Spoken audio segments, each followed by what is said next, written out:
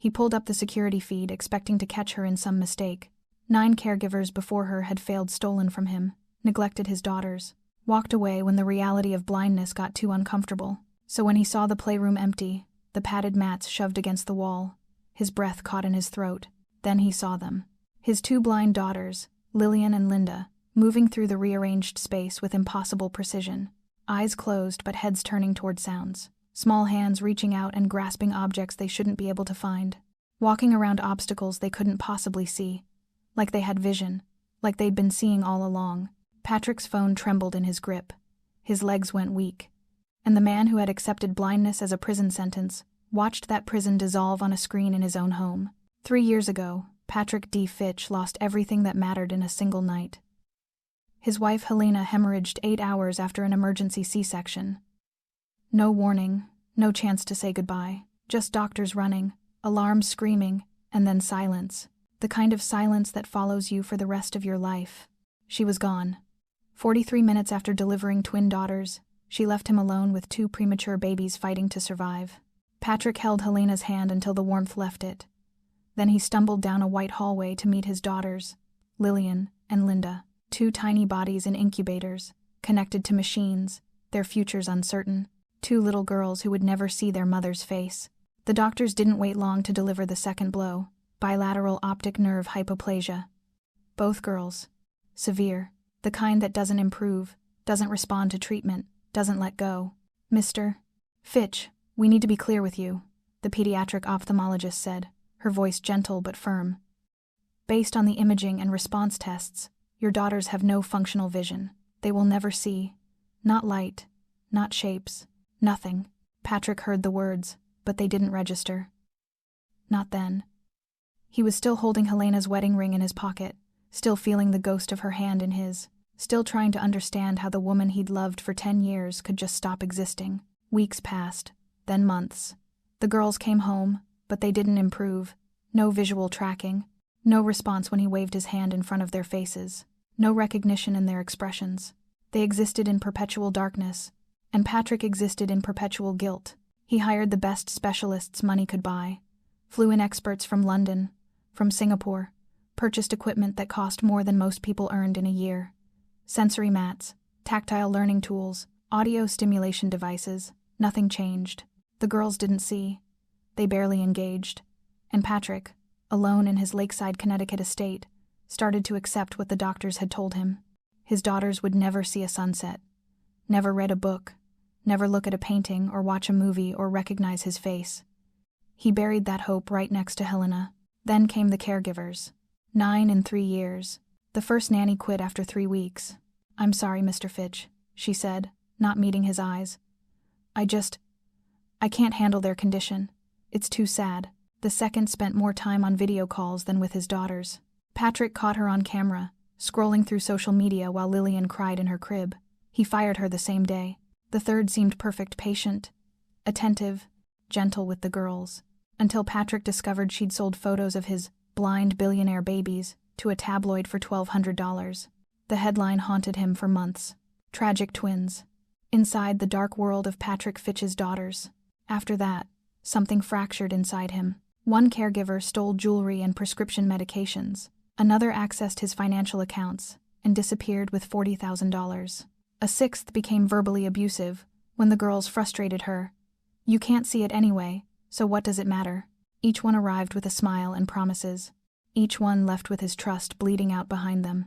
Patrick stopped seeing people as people. He saw threats. He saw risks.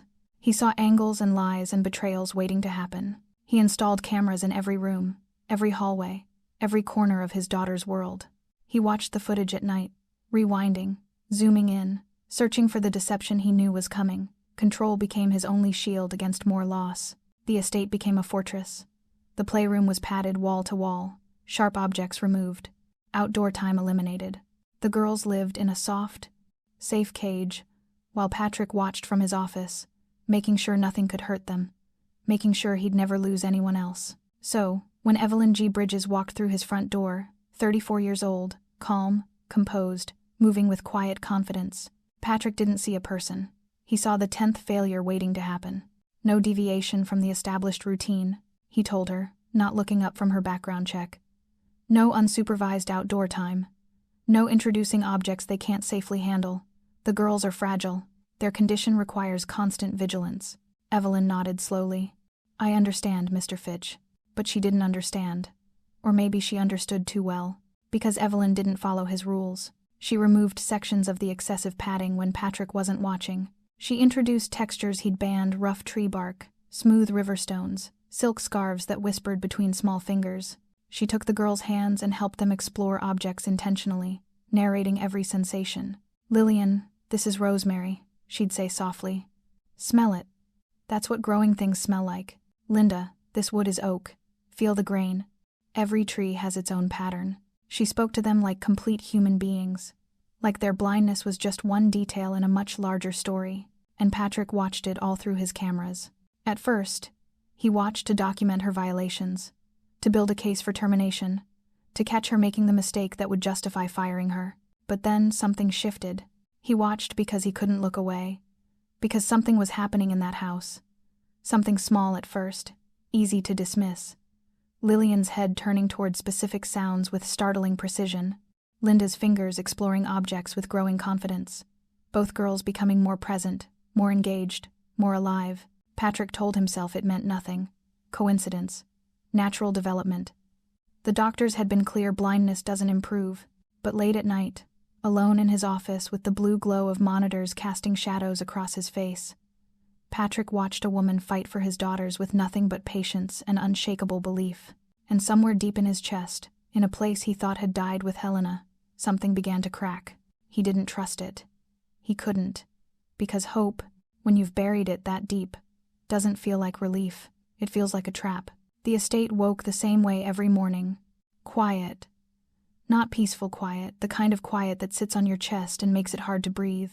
Patrick stood at the kitchen window, coffee going cold in his hands, watching dawn break over the lake. The groundskeeper was already out there, trimming hedges around gardens no one walked through anymore. The fountain at the edge of the lawn hadn't run in 8 months. Patrick kept meaning to call someone. He never did.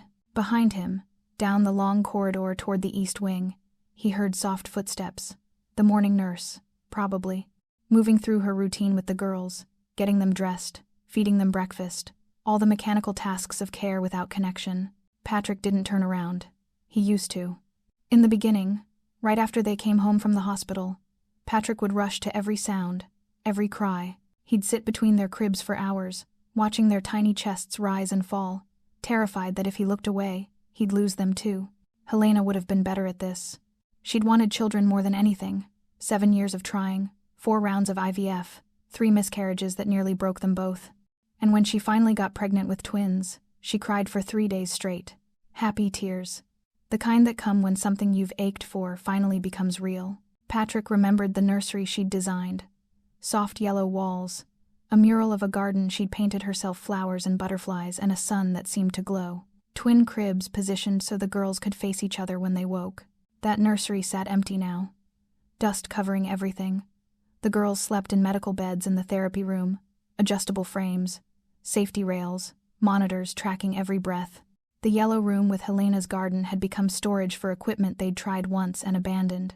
Patrick took a sip of cold coffee and winced. The house was too big. 19 rooms for a man who only used 4.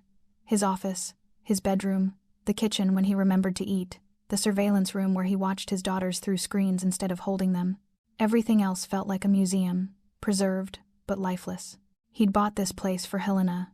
She loved estates with history, with stone walls and high ceilings and windows that let in oceans of light. It feels like a home with stories to tell, she'd said the day they signed the papers. Now the only stories were the ones Patrick replayed on security footage at 2 a.m, watching his daughters exist in darkness, watching caregivers fail them, watching his own absence become permanent. He set the mug in the sink and walked toward his office. The hallway stretched long and dim. Framed photos used to line these walls, Helena had insisted. Homes need faces, she'd say. Otherwise they're just buildings. Patrick had taken them down 6 months after she died. He couldn't pass her smile 20 times a day. Couldn't see the hope in her eyes. The way she'd looked at him like he could fix anything. He'd failed her. Failed their daughters. Failed every promise he'd made in that hospital room when he'd held her hand and sworn he'd take care of them. The frames had left faint outlines on the wallpaper. Ghosts of a life that almost happened. Patrick pushed open his office door and sat at his desk. 3 monitors glowed on the wall. Playroom, hallway, nursery. There they were, his daughters. Lillian sat in her adapted chair, head tilted slightly, listening to something Patrick couldn't hear. Linda's hands moved across a textured mat, fingers exploring patterns with slow deliberation. Their eyes were closed, they were always closed. No point keeping them open when the world stayed dark. Evelyn moved between them, adjusting a blanket, repositioning a toy. Her movements were slow, careful, like she understood this room held something fragile. Patrick watched her hands. 9 caregivers, 9 failures, 9 reasons to believe she would be no different. But she'd been here 3 weeks now. No complaints, no shortcuts. No phone calls she shouldn't be making or cabinets she shouldn't be opening. Just quiet, consistent presence. That's what worried him most. Patrick had a routine. Every morning, he reviewed the previous night's footage. Every afternoon, he watched live feeds while pretending to work on quarterly reports for his company. Every evening, he'd rewind key moments, looking for signs he might have missed, patterns of neglect, evidence of deception, proof that Evelyn was like all the others. But she wasn't giving him anything. On her 5th morning, Evelyn brought a small, portable speaker into the playroom. Nothing expensive, just something she pulled from her bag. She set it on the shelf and pressed play. Classical music filled the room, a piano piece Patrick didn't recognize, soft and melodic, with clear notes that seemed to float. Patrick's finger hovered over the intercom button. This wasn't in the protocol. The girls had specific sound therapy sessions twice a week, administered by a licensed audiologist. Random music wasn't part of the plan, but he didn't press the button, because Lillian's head turned, just a few degrees to the right, but Patrick saw it clearly on the screen. His daughter, who spent most days in stillness, turned toward the sound. Evelyn noticed too. She didn't make a fuss, didn't clap or cheer. She just smiled softly and adjusted the volume slightly higher. Linda's fingers stopped moving across her mat.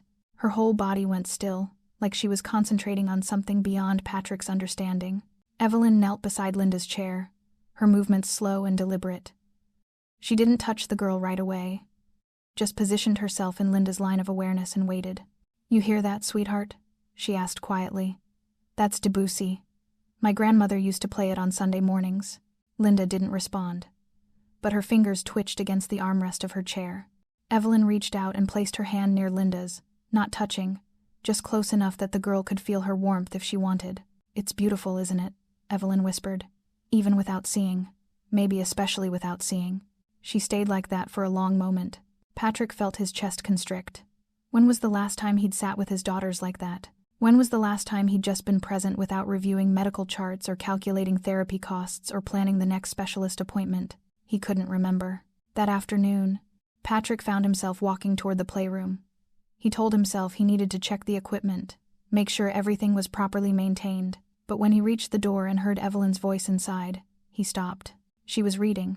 Not a medical manual or a therapy guide. A children's story. Something about a girl who could hear colors and see music. Patrick peered through the crack in the door. The girls were arranged in their chairs, facing Evelyn.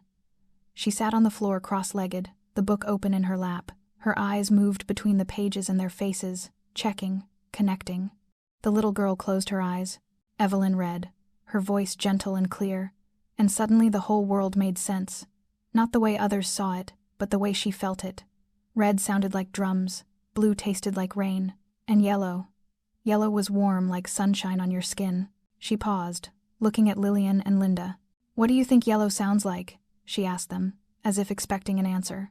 Silence. But Lillian's head tilted, like she was considering the question. Like the question mattered. Patrick stepped back from the door. His chest felt strange, tight and loose at the same time. He walked back to his office without entering the room. That night, reviewing the footage, he watched her read that story 3 more times. Watched the way she changed her voice for different characters. Watched the way she paused to let the words settle. Watched his daughters listen with an attention he'd never seen before. Something was shifting in that house. Patrick could feel it in the way the air moved, in the way silence felt less heavy. He just didn't trust it yet. Patrick couldn't stop watching. Every night after the house went dark, he'd sit in his office with the glow of monitors painting shadows across his face. He told himself it was caution, responsibility, A father protecting his children from another betrayal. But that wasn't true anymore. He was watching because something was happening. Something he didn't understand. Week 3. Evelyn had stopped following the protocol entirely. It started small. The music, the stories, things he could dismiss as harmless additions to her routine. But then, it grew. One evening, Patrick pulled up the afternoon footage and nearly dropped his glass of whiskey. Evelyn was on the floor with Lillian. She had the girl's small legs in her hands and was moving them slowly, rhythmically, left, right, like she was teaching muscles to remember movements they'd never learned, like she was preparing a blind child to walk independently. Patrick's jaw clenched. This wasn't in any therapy plan. No specialist had prescribed this. She was improvising, breaking every rule he'd set. He reached for his phone to call her, fire her, end this before it went any further. But then Lillian laughed. Not a big laugh. Just a small sound, barely more than breath. But Patrick heard it through the speakers, and his hand froze over the phone. His daughter was laughing. When was the last time he'd heard that sound? When was the last time either of his daughters had expressed joy? Patrick set the phone down. His hands were shaking. He kept watching. Evelyn moved to Linda next. She positioned a small toy, a textured ball just beyond the girl's reach on the tray attached to her chair. Too far for her to grab without effort. "Come on, sweetheart," she said softly. "You can do it. Just a little stretch." Linda's arm stayed still. Evelyn waited, patient, unhurried. "I know you can," she whispered. "I believe in you." Patrick watched the screen, holding his breath without realizing it. Linda's fingers twitched. Her arm moved, slowly, painfully slowly. She reached forward. Her small hand stretched toward the ball. She touched it. Evelyn's face broke into the widest smile. "Yes. Look at you. Look at what you just did." Linda's fingers curled around the toy. She pulled it toward herself, the movement uncertain but intentional. Patrick felt moisture gathering in his eyes. He rewound the footage, watched it again, and again. That small arm reaching, those tiny fingers closing around something she couldn't see but somehow knew was there. Such a simple movement. Something any other child would do without thinking. But his daughter had just done the impossible. Patrick rubbed his face with both hands. This was dangerous. All of it. Evelyn was giving his daughters false hope, pushing them beyond what the doctors said they could do. When she failed, and she would fail, the disappointment would destroy them, destroy him. He should fire her tomorrow morning. First thing. But instead of drafting a termination letter, Patrick pulled up more footage. There was Linda, distinguishing between different textured objects by touch alone. Silk versus cotton, wood versus plastic. Her fingers moving with growing confidence, like she was building a map of the world through sensation. There was Lillian, responding to spatial cues, turning her head when Evelyn entered the room, even when Evelyn made no sound. Some sixth sense Patrick didn't understand, something the doctors never mentioned might develop. Patrick watched his daughters become more present, more engaged, more human. And late that night, alone in his office with only the blue glow of monitors for company, Patrick didn't know what to believe anymore. Patrick didn't plan to confront her. It just happened. 3 weeks of watching through screens, 3 weeks of footage that kept him awake at night, 3 weeks of seeing his daughters respond to a woman who broke every rule he'd set. He couldn't take it anymore. Tuesday afternoon, Patrick left his office and walked down the hallway toward the playroom. His footsteps echoed against the hardwood. Each step felt heavier than the last. He didn't knock, just pushed the door open and stood there. Evelyn was outside on the patio with both girls. She had them sitting on a blanket in the afternoon sun, their hands moving across different objects, flowers, leaves, smooth stones from the garden. Patrick's voice came out harder than he intended. "What are you doing?" Evelyn looked up when the door opened. No surprise in her eyes, no fear, just calm acknowledgement. "Sensory exploration, Mr. Fitch. They're learning to identify objects through touch and smell. I explicitly forbade outdoor time." "I know." Patrick stepped onto the patio. "Then why are they out here?" Evelyn gently guided Linda's hand to a rose petal. "Because they're children, Mr. Fitch, and children need sunshine. They could fall, they could get hurt, they could also experience joy." Evelyn's voice stayed even, but something fierce lived beneath the surface. "Which do you think is more dangerous?" Patrick's hands clenched at his sides. "I gave you specific instructions. Follow the medical plan. No improvising. No experimental treatments." Evelyn stood up slowly, leaving the girls on the blanket.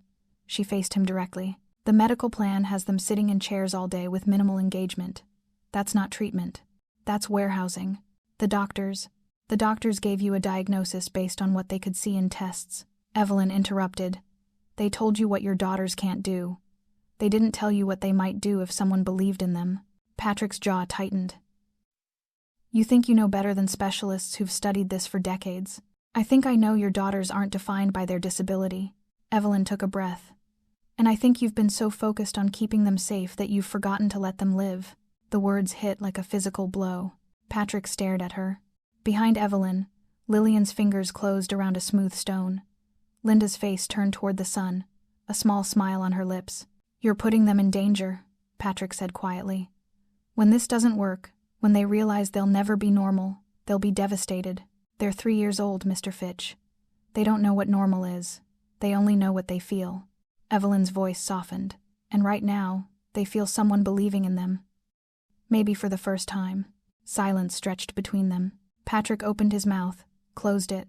His whole body felt like it might shake apart. You're fired, he finally said. Evelyn didn't flinch. Then fire me. But ask yourself, who are you really protecting? Them? Or yourself? She turned back to the girls, kneeling beside them on the blanket. Patrick stood there, frozen. Every instinct screamed to follow through. Call the agency. Have her replaced by morning. Return to the protocol that kept everything controlled and safe and predictable. But his feet wouldn't move. Because deep down, in a place he'd locked away, a voice whispered something he didn't want to hear. What if she's right? Patrick turned and walked out. He didn't say another word. But he didn't fire her either. That night, Patrick couldn't sleep. He sat at his desk with a termination letter open on his laptop. The cursor blinked at the end of the first sentence. Patient and unforgiving. Dear Miss Bridges, effective immediately. Your services are no longer required. He'd written those words 9 times before. Different names, same outcome. His fingers knew the rhythm. Type the letter, call the agency, sign the paperwork, move on. But tonight, his hands wouldn't cooperate. Patrick stared at the screen until his eyes ached. Then he minimized the document and pulled up the security footage. The house was quiet. Lights dimmed. Everyone should have been asleep hours ago. But the playroom camera showed a soft glow coming from inside. Evelyn was still there. Patrick leaned closer to the monitor. She sat on the floor in the center of the room, cross-legged, surrounded by 2 small beds where the girls should have been sleeping. But they weren't in their beds. They were with her, curled against her sides, one on each side. A small lamp on the shelf cast warm shadows across her face. Evelyn wasn't doing exercises, wasn't following any protocol. She was just sitting with them, humming a melody Patrick didn't recognize. Something old and gentle, like a song passed down through generations. Patrick turned up the volume.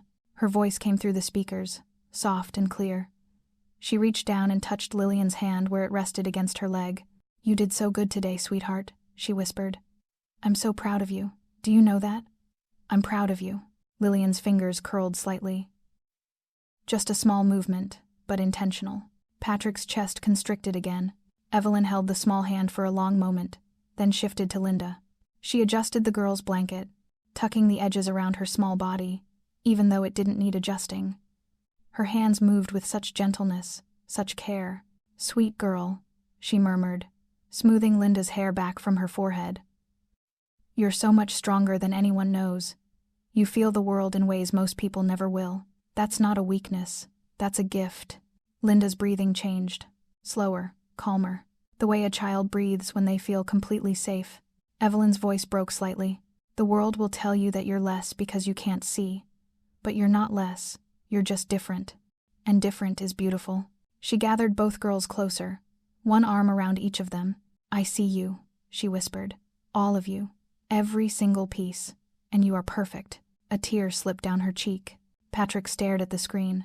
This woman, this stranger. She was sitting in his house after midnight, crying over his daughters, talking to them like they understood, like they mattered, like their lives held meaning beyond medical charts and therapy schedules. When was the last time he'd done that? When was the last time he'd just sat with them? Not as a worried father calculating costs. Not as a man reviewing therapy reports. Just as their dad. Just being present. He couldn't remember. The realization hit him like a fist to the chest. Patrick closed the laptop slowly. The termination letter sat unfinished in its window, waiting. He should send it. Logic demanded it. Evelyn was dangerous. She was filling his daughters with hope that would shatter them. She was defying experts who'd studied these conditions for decades. But another voice spoke, quieter, deeper. What if she sees something you stopped looking for? Patrick stood up and walked to the window.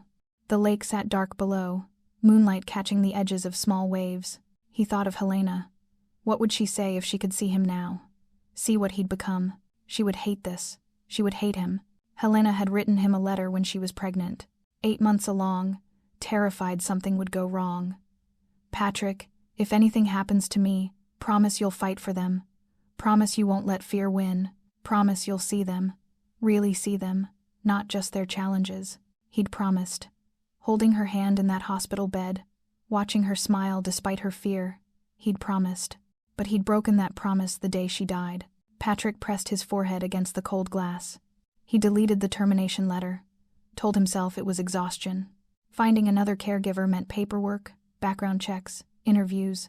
He didn't have the energy. But as he climbed the stairs toward his empty bedroom, he heard it. Soft humming drifting from the playroom below. Evelyn was still singing to his daughters, and Patrick realized the truth he'd been avoiding. He wasn't keeping her because firing her was inconvenient. He was keeping her because she was the only person in 3 years who hadn't given up on his girls. And somewhere deep inside, he needed to see what happened when someone refused to accept impossible, even if it destroyed him. Week 4. Patrick stopped pretending he wasn't obsessed. Every night after the house went dark, he'd sit in his office and pull up hours of footage, fast-forwarding through empty hallways, pausing on moments that made his chest tight, rewinding scenes he needed to see again and again. Evelyn had changed the playroom. Small things at first.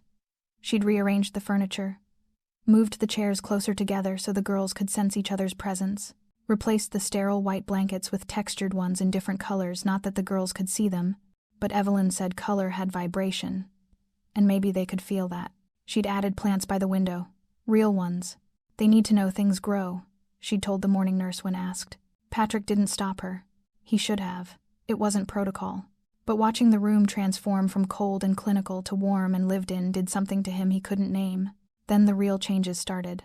Thursday afternoon, the licensed occupational therapist arrived for the girls' weekly session, Dr. Ramona Keats. She'd been coming for 2 years, ever since the girls came home from the hospital. Patrick watched through the camera as Dr. Keats examined each child. Muscle tone, joint flexibility, response to stimulation. She started with Lillian, moved her arm, then her leg. Her hands paused. She did it again. Patrick leaned toward the screen. Dr. Keats looked up and called Evelyn over. They spoke quietly, heads bent together. Patrick couldn't hear the words clearly, but he caught fragments. Significant improvement in muscle control. This is unusual. What specific exercises? Evelyn explained something, gesturing with her hands. The movement patterns. The sensory integration. The way she narrated everything so the girls could build spatial maps through sound and description. Dr. Keats nodded slowly, writing on her clipboard. Then she moved to Linda, examined her with renewed attention. Tested responses Patrick had seen tested 100 times before. When she finished an hour later, she paused at the door, looked back at the girls, then at Evelyn. "Keep doing whatever you're doing," she said. "I'll adjust the official protocol to include your methods." Patrick sat back in his chair. His heart was pounding. That night, he didn't just watch current footage. He went back, day by day, week by week. He watched Evelyn on the floor with Linda, moving her legs in those walking patterns over and over. The same movement, the same rhythm.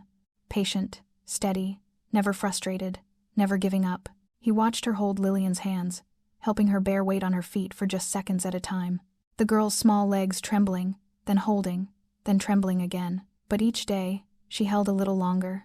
He watched her guide them through spatial exercises, describing the room as they moved through it.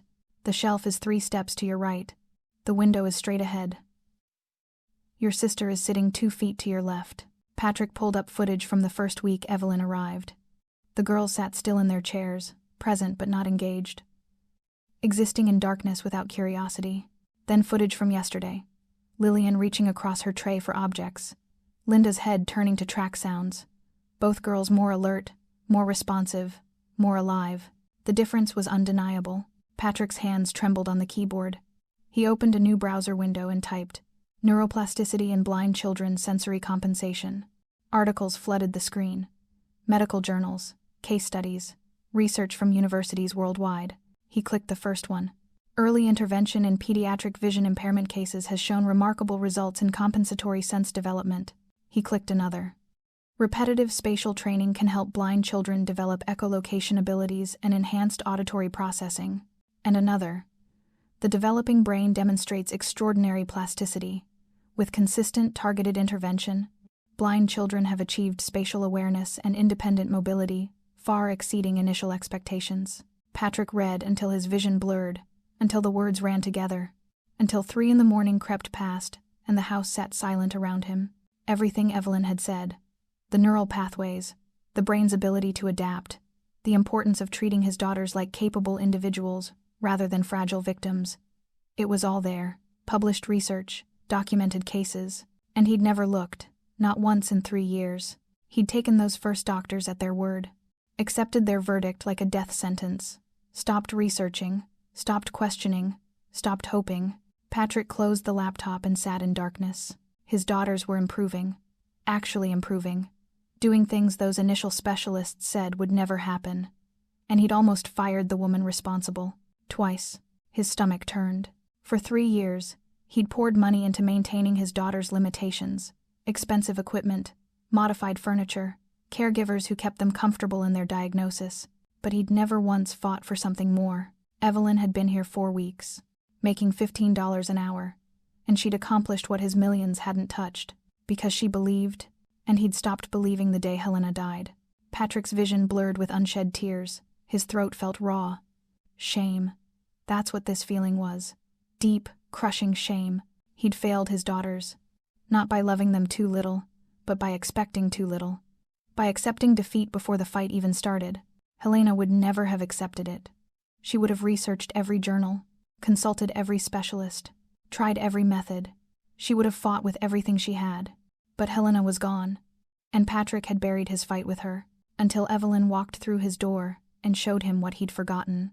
That giving up was a choice, and he'd been choosing it every single day. Patrick didn't sleep that night, or the next. He wandered his house like a ghost, passing rooms he'd stopped entering years ago. The formal dining room where he and Helena had planned to host holiday dinners. The sunroom where she'd wanted to read while the girls played. The library with floor-to-ceiling windows overlooking the lake. He opened doors he'd kept closed, turned on lights in spaces that had sat dark for 3 years. The nursery stopped him. He stood in the doorway, unable to cross the threshold. Dust covered everything. The yellow walls had faded slightly where sunlight came through the windows. Helena's garden, mural flowers and butterflies, and that glowing sun looked like something from another lifetime. The twin cribs still stood where they'd arranged them, close enough that the girls could have reached for each other through the bars. A mobile of moons and stars hung motionless above them. Helena's rocking chair sat in the corner. A folded blanket draped over its arm, the blanket she'd knitted during her 3rd trimester. Pale green with white trim, Patrick stood there, gripping the door frame so hard his knuckles went white. This was supposed to be their life. This room, this house. Helena reading bedtime stories in that rocking chair. The girls growing up surrounded by her love and art and endless hope. But Helena was gone, and the girls had never slept in this room, not even once. Patrick closed the door carefully. Walked away. Friday morning, he skipped his office entirely. Instead, he sat in the hallway outside the playroom, back against the wall, listening. Evelyn was inside with the girls. He could hear her voice through the door, gentle but firm. "That's it, Lillian. Feel the texture. Rough, right? That's tree bark. Linda, sweetheart, you're doing so well. Yes, that's silk. Smooth, different from the cotton." Patrick closed his eyes. "You're both so smart," Evelyn continued. "So capable. I know the world doesn't always see that, but I do. And you know what? One day, everyone will see it." His chest ached. "You're going to do amazing things," she whispered. "Both of you. Things people said were impossible. Because impossible is just a word people use when they're afraid to try." Patrick heard small sounds. Movement. The girls responding in ways he'd stopped listening for years ago. "Lillian, you want to stand up? Let's try. I've got you. That's right. Feel your legs. They're stronger than you think." A pause. The sound of weight shifting. "Good girl. Oh, such a good girl. You're standing. You're doing it. Patrick pressed his palms against his eyes. He should be in there. He should be the one holding his daughters, encouraging them, believing in them, but he didn't know how anymore. Helena had taken that part of him when she died. Or maybe he'd buried it himself. Easier to watch from a distance than to engage and risk more loss. Patrick pulled out his phone. Not to watch the cameras this time. He opened his photos, scrolled back 3 years. Helena. 8 months pregnant. Glowing. Her hands rested on her belly, and she was looking at the camera with so much hope it hurt to see. Patrick whispered to the photo. I'm sorry. Sorry for giving up. Sorry for hiding. Sorry for letting fear win. He scrolled to another photo. Helena painting the nursery mural.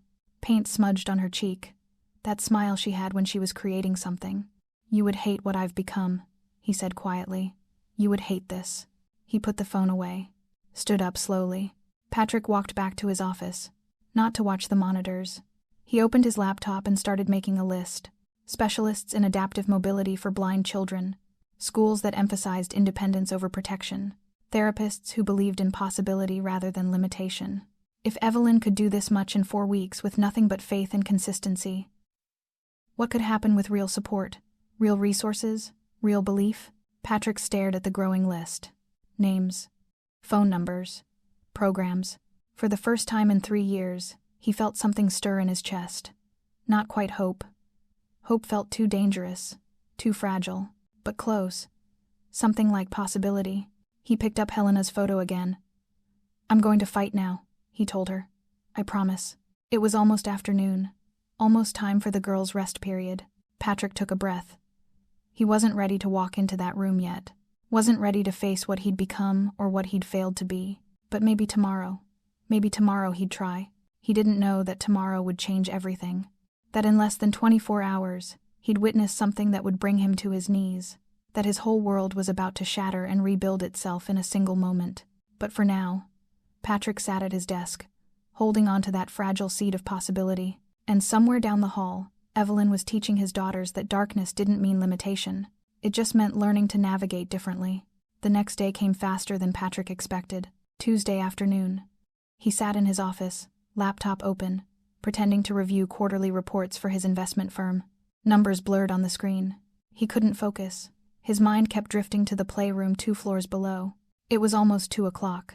Evelyn would be finishing the girls' afternoon exercises soon. He'd watched the routine so many times he had it memorized. Music first, then tactile exploration, then the spatial awareness training, where she'd guide them through the room, narrating distances and directions. His phone buzzed on the desk. Motion alert. Playroom. Patrick frowned. The alerts only triggered for unusual movement patterns. He picked up his phone and opened the security app, expecting to see Evelyn moving furniture or rearranging equipment. The image took a moment to register. The playroom looked different. Furniture had been moved. The chairs pushed against the walls. The center of the room completely clear, just hardwood floor gleaming in afternoon light. Patrick's stomach dropped. Where were the girls? Then he saw them. Center of the room, Lillian and Linda, standing upright. No support. Their small legs steady beneath them. Eyes closed but heads tilted. Listening to something Patrick couldn't hear through the phone. Patrick's breath stopped. His daughters. His blind daughters. The girls doctors said would need constant assistance. They were standing independently in the middle of an empty room. Evelyn knelt about 5 feet away, her arms stretched wide open, tears already streaming down her face. Come on, babies, she whispered, her voice breaking. Come to me. You can do it. 1 step. Patrick couldn't breathe, couldn't move, couldn't process what he was seeing. Lillian moved first. Her small foot lifted from the ground, hovered, then landed again. An inch forward. A step. A real step. Patrick's hand flew to his mouth. Linda went next. More cautious. Her legs trembled but held. She moved. 1 foot, then the other. 2 steps. A sound escaped Patrick's throat. Something between a gasp and a sob. That's it, Evelyn encouraged, her voice thick with emotion. You're doing it. You're walking. Lillian took another step. Then another. Her arms out for balance, her face concentrated, but moving forward with purpose. Linda followed, hesitant but determined. 3 steps. 4. They were walking. His blind daughters were walking independently across an open room, navigating space they couldn't see, moving toward a voice they trusted. Patrick watched Lillian reach Evelyn's outstretched arms first, then Linda, half a second behind. Evelyn gathered both girls against her chest, pulling them close. Her shoulders shook with sobs. "I knew it," she cried. "I knew you could. I knew it." The girls wrapped their small arms around her neck. Patrick's phone slipped from his fingers. It clattered against the desk, but he didn't hear it. His knees buckled. He slid down from his chair, back scraping against the desk until he sat on the floor. His whole body shook. 3 years. 3 years of doctors saying never. 3 years of specialists confirming impossible. 3 years of accepting that his daughters would spend their lives dependent on others for basic mobility. And there they were, standing, walking, reaching towards someone who refused to believe what the world told her. Patrick pressed both hands against his face and wept. Not quiet tears. Not controlled grief. This was something deeper. Something breaking open inside him that had been locked away since the day Helena died. Every failure, every betrayal, every night spent watching screens instead of holding his daughters. The shame, the fear, the hope he'd buried so deep he forgot it existed. It all came flooding out in waves that shook his entire body. His daughters could walk. His daughters could walk. And he'd almost given up on them. Almost fired the only person who saw past their disability to their capability. Patrick didn't know how long he sat on that floor. Minutes. Maybe longer. When he finally found the strength to stand, his legs felt hollow. He grabbed the edge of the desk and pulled himself up. His phone lay face down, still showing the playroom feed. Patrick didn't pick it up. He didn't need to watch anymore. He walked out of his office on unsteady feet, down the long hallway, past the empty frames on the walls, past the silence he'd built around himself like armor. The playroom door was open. He stopped in the doorway. Evelyn sat on the floor, both girls in her lap. They were exhausted from the effort, small bodies limp against her chest. She held them like they were made of something precious.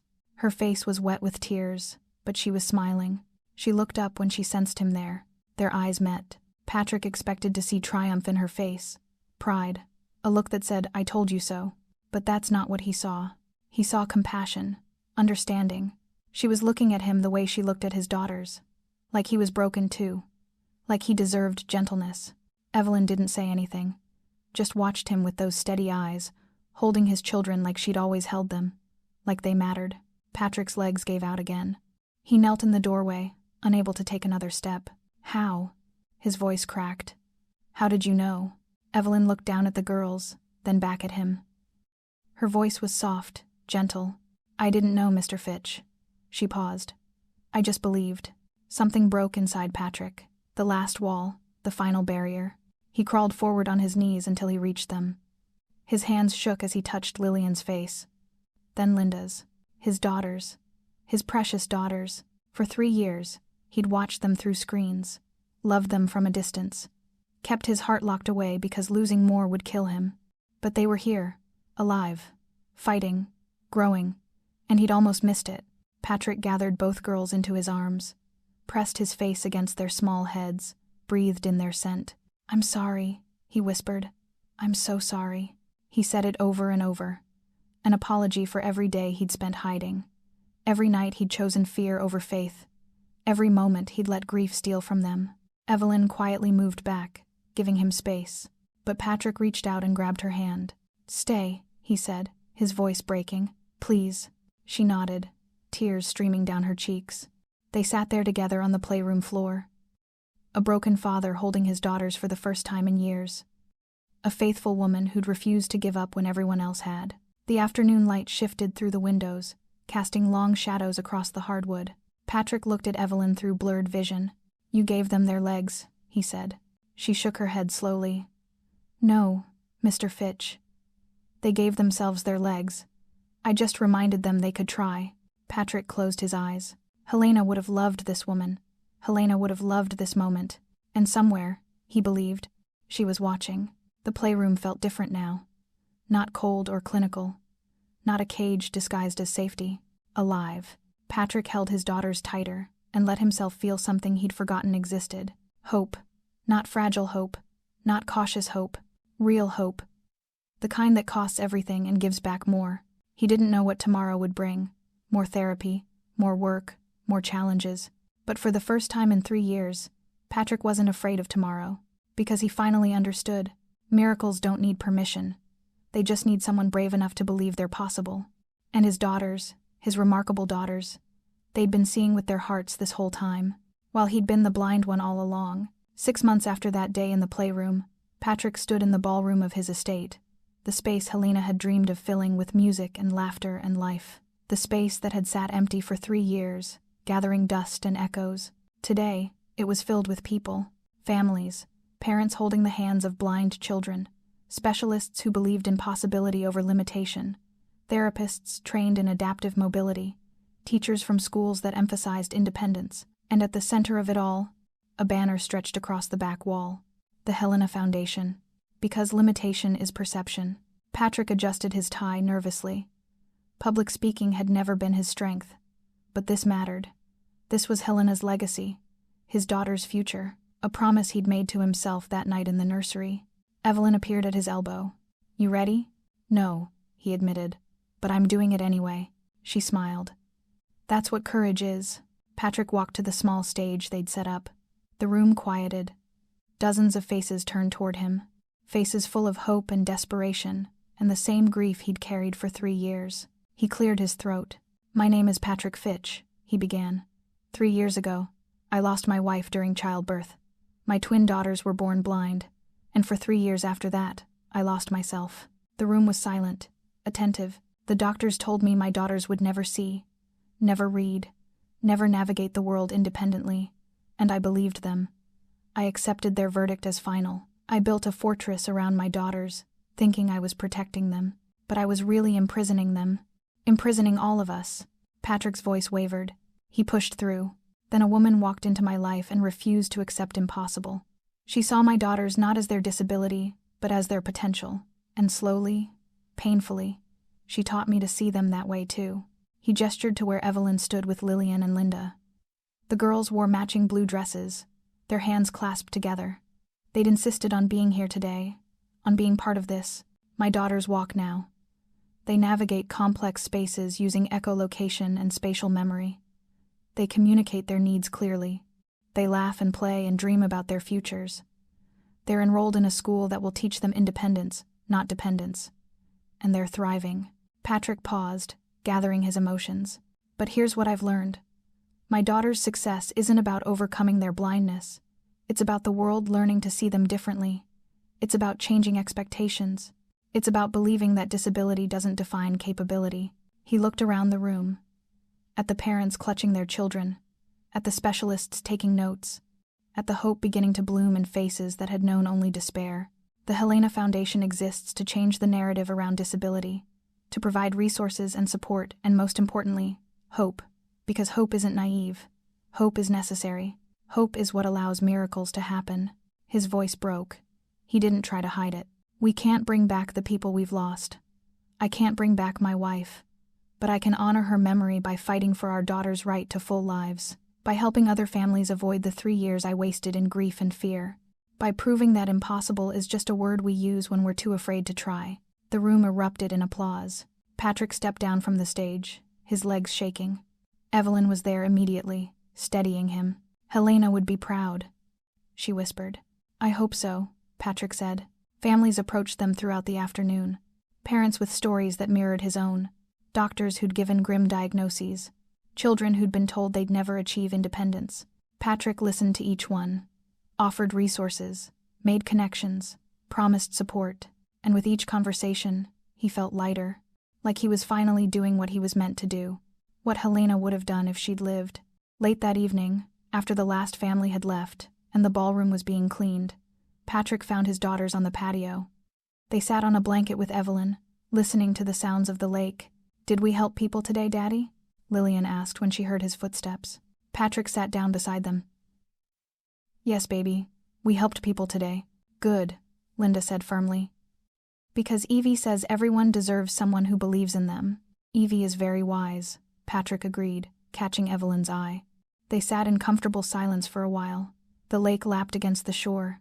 Night birds called to each other. The air smelled like autumn, crisp and full of change. "Tell us about Mommy," Lillian said suddenly. Patrick's breath caught. The girls asked about Helena sometimes now. In the beginning, he'd deflected, unable to speak about her without breaking. But Evelyn had encouraged him to share memories. To keep Helena present in their lives, even if only through stories. "What do you want to know?" he asked gently. "What did she sound like?" Linda asked. Patrick thought about that. Her voice was warm, like honey. She sang all the time. In the shower, in the kitchen, while she painted. She said music made everything better. "Did she want us?" Lillian's voice was small. Patrick's heart cracked. "Oh, baby. She wanted you more than anything in the world.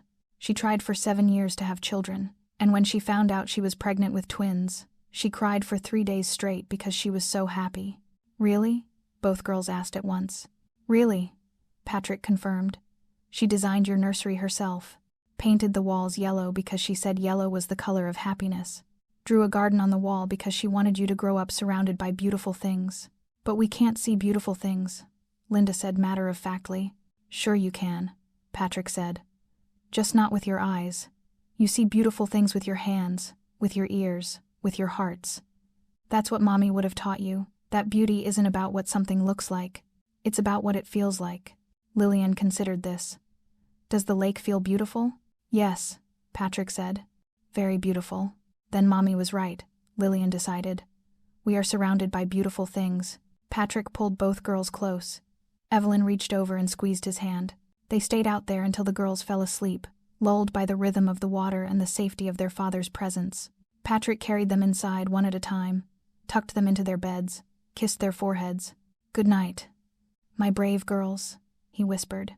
He left the door open. Not because he needed to monitor them, but because the sound of their breathing brought him comfort. Evelyn was in the kitchen making tea when Patrick came downstairs. She handed him a cup without asking. They'd developed that kind of shorthand over the months, an easy rhythm born from shared purpose and genuine care. "You did well today," she said. "We did well," Patrick corrected.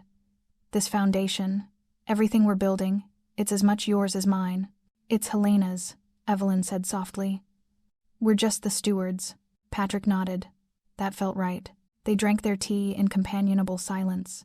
The house settled around them, creaking and sighing like old houses do. "I'm thinking about writing a book," Patrick said suddenly.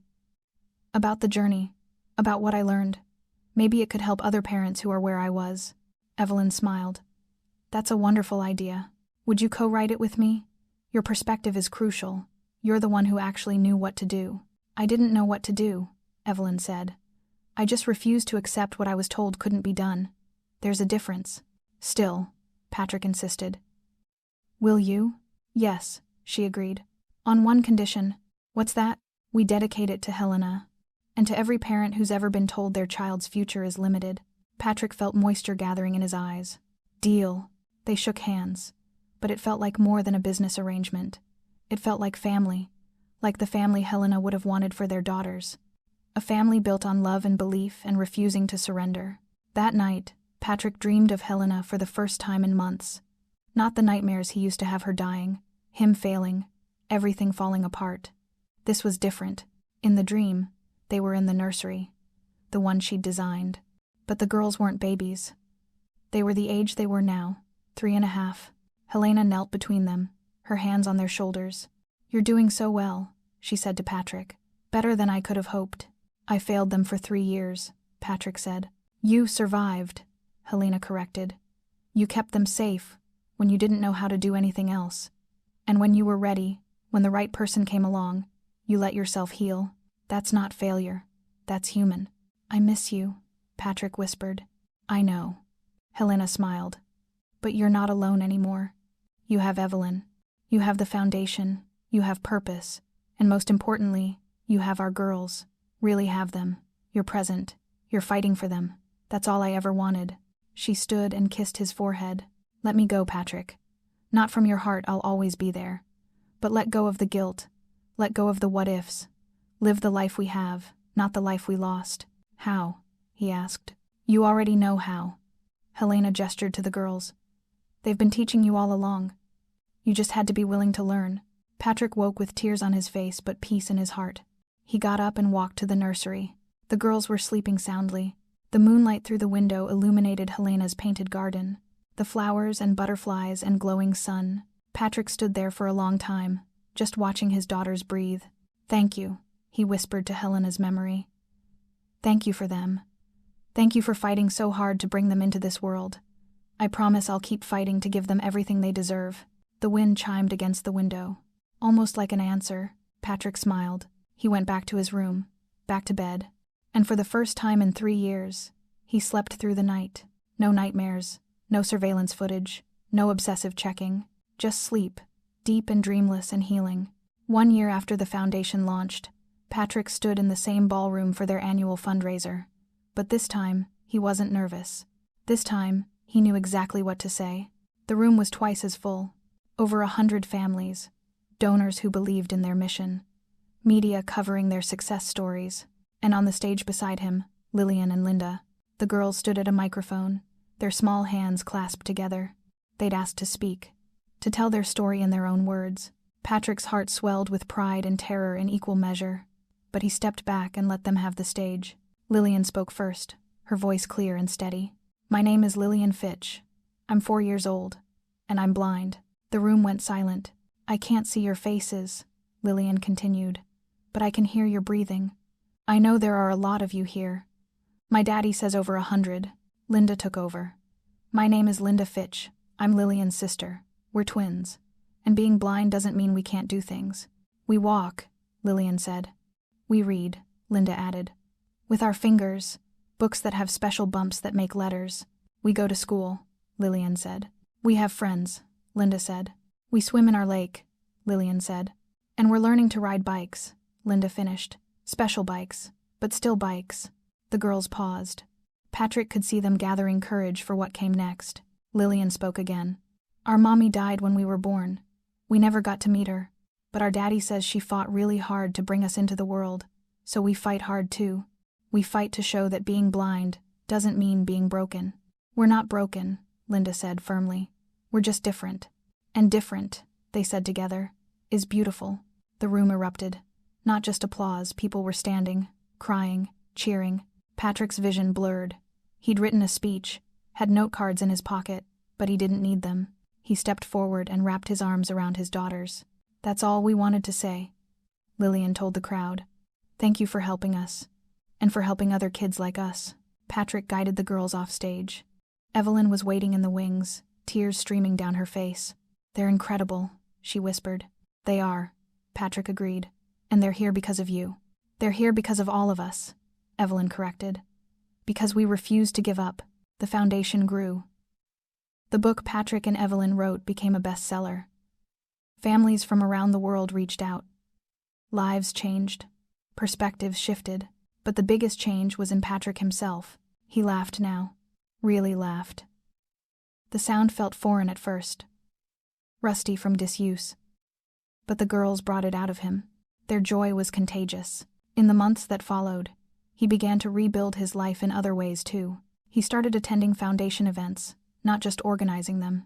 He reconnected with old friends he'd pushed away in his grief.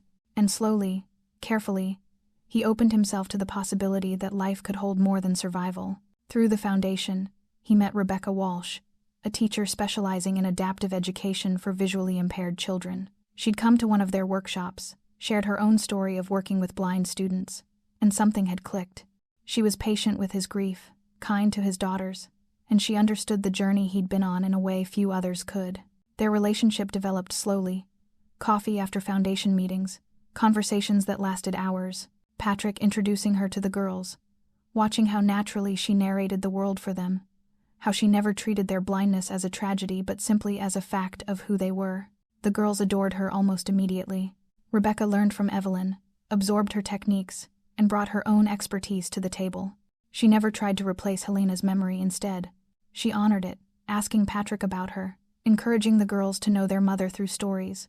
Patrick still visited Helena's grave every month, brought flowers, told her about the girls' progress, about the foundation's success, about Rebecca, and how he thought Helena would have liked her, about the life they were building from the ashes of what they'd lost. "You'd be proud of them," he always said. "They're so brave, so smart, so full of life." And then, softer, "I hope I'm doing right by them. By you. By the family we were supposed to be." The wind would rustle through the trees. The sun would warm his face. And Patrick would feel, not hear but feel, Helena's answer. "You are. Keep going." 5 years after that day in the playroom, Patrick stood in the kitchen making breakfast. Saturday morning. The girls' favorite blueberry pancakes. Lillian and Linda sat at the table, working on homework. Braille textbooks spread between them. They were in 2nd grade now, mainstreamed in a regular school with support services. Thriving. Evelyn lived in the main house now. Not as an employee, but as family. Aunt Evie, the girls called her, the person who'd saved them all. Rebecca came down the stairs, still in her pajamas. She and Patrick had been together for 2 years now. They'd moved slowly, carefully, building something sustainable. No wedding plans yet, but there was an understanding between them, a future taking shape. "Smells good," Rebecca said, kissing Patrick's cheek. "Daddy makes the best pancakes," Lillian announced. "Because Aunt Evie taught him how," Linda added. Everyone laughed. The doorbell rang. "I'll get it," Evelyn called, walking past the kitchen. Patrick flipped pancakes, listening to his daughters debate whether chocolate chips or blueberries made better pancakes. Regular conversation. Normal family chaos. This was life. Real life. Not perfect, but full. Not without pain, but not defined by it either. Evelyn returned, her expression strange. "Patrick," she said quietly, "there's someone here to see you." Patrick handed the spatula to Rebecca and walked to the front door. A woman stood on his porch, mid-30s, professional suit, carrying a folder.